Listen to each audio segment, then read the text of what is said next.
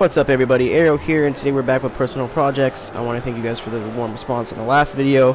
To answer questions right off the bat, no, none of these tunes will be posted on the storefront if they're not already. Mostly because that means they're my private tunes, especially my competition cars.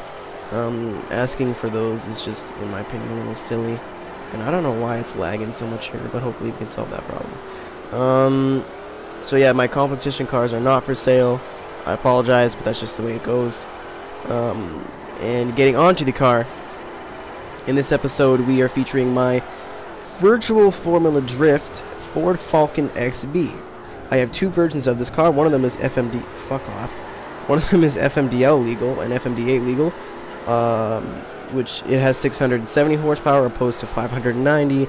It weighs 2,600 pounds instead of 3,100. And has bigger rear tires. I couldn't tell you the tires off the top of my head. I don't know why I'm dropping frames here.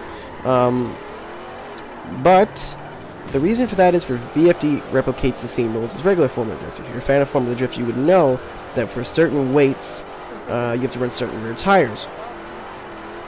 So for me, I sacrificed my weight in terms to run bigger tires in the back, or I forget what it is. Yeah, I sacrificed my weight to run bigger tires in the back, and in the section we were running, I didn't need all my 670 horsepower, so I brought that down. That's why the weight's up, that's why the tires are skinnier than they used to be. Anyway, let's continue. This is the first time anyone ever ran away from me in a lobby, which was this guy right in front of me. He has almost an R3 class car though, so I'm going to pin it down onto that. But anyway, let's get to the car after a whole lap of rambling and complaining how the quality kind of blows. But the thing about this car is that I felt like it was underpowered on this section, even though I know it's not. But I like this car because it's a dark horse, you know what I mean? No one uses this car online, at least in my little group of friends, or in terms of I was trying to just check that guy's PI to see if I was slow, but the car is actually pretty quick considering its class. AGA class cars are slower, even though like PI doesn't really matter most of the time in drifting. Like, you know, an S605 can keep up with an S665, you know what I mean? But this car, like, usually A classes are like an exception to that. Usually A classes are very slow and there's no chance.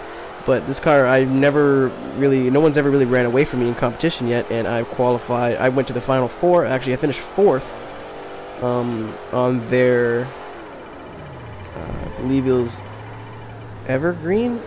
I don't remember, but I think it was Evergreen. Their Evergreen replica, I think. Yes, it was actually. So, you know, it's fast enough. You know, it holds lots of angle. I'm not like, and it's predictable enough. That, and it's unique. And if you guys know me at all, you know that I get a huge kick about running stuff that no one else runs, especially when it works. I got robbed here, I think. Yep.